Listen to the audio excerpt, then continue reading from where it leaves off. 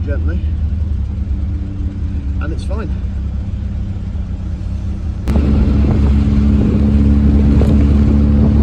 So this bit of the journey is obviously quite suburban, and it's 30 miles an hour, but what's really good about the Spitfire in terms of the way that it's geared when you have the overdrive gearbox like this one, is that third sometimes can be a little bit noisy, but all you've got to do when you're doing 30 is just flick the overdrive,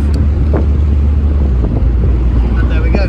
It's the perfect one for 30 miles an hour. It means that you're not being too noisy, and it just is really smooth. Up this hill you can just flick it back into standard third again, and it does the job quite nicely. There are some potholes to watch out for over here. So always when you're driving any car, but particularly an older car, you've got to obviously watch potholes. In this car, potholes hurt, and I mean really hurt, because this car's got very little give in the suspension, as you can imagine.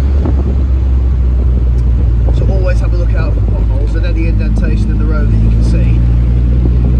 Try and avoid it if possible. If you can't avoid it, then obviously you slow down. But given the potholes we have on the roads now, that's advice I give not just to classic car drivers, but somebody who's driving any car. My mum's got a 18 range VW diesel, and that's been damaged, I think, at least twice in the last 4 years by potholes, whenever it's been inspected for its MOT. I'm obviously very careful with this, but the Honda, obviously that does a lot of miles a year. That's not been damaged by a pothole yet, but again, you've got to be careful with it. You can see here there's some road indentations, some of the straddle loose. They don't look too bad, but again, you never know, do you?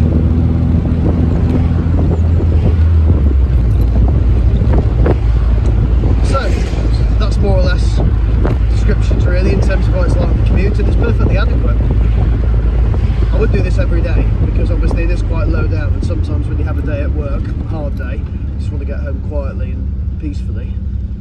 You want something a bit more comfortable and a bit higher off the ground, which is part of the reason why I'm moving it on really. If you've got a nice open commute with good quality roads on it, then there's no reason why you couldn't use this on the commute quite a lot. As long as you do your standard classic car checks all the time, you know, checking your oil, checking the coolant level, following the maintenance schedules in your manual, then you'll do fine. So, next time I see you will be at the Griffin's Head later this evening at the classic car show. So I'll see you in a bit. So here we are, we've done the pub, and we're now at the prom, and look at this weather. Looks absolutely fantastic. It's done me proud. Perfect setting, really lovely evening. So I'll sign off here. Thank you very much for watching, and I'll see you guys in the next video. Take care.